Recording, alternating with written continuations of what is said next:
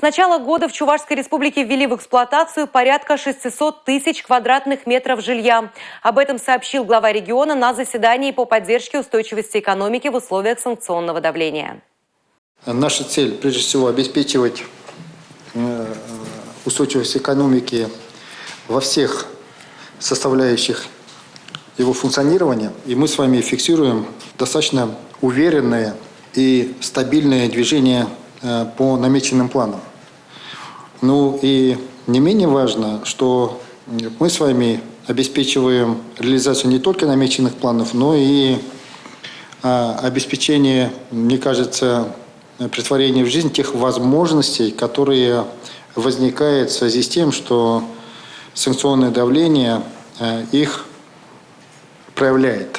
Также глава Чувашии добавил, что каждый социальный объект, вне зависимости, большой он или маленький, имеет важное значение, поскольку предназначен для людей, которые там живут. Так, объем строительных работ за 9 месяцев этого года составил более 51 миллиарда рублей. Это почти 143% по отношению к аналогичному периоду 2022. К концу года системообразующие организации стройотрасли рассчитывают на дальнейший рост индекса производства и прогнозируют устаканивание цен на строительные материалы. Также Олег Николаев сообщил, наша республика в числе 3 регионов страны, завершивших работу по переходу на ресурсно-индексный метод ценообразования в строительстве.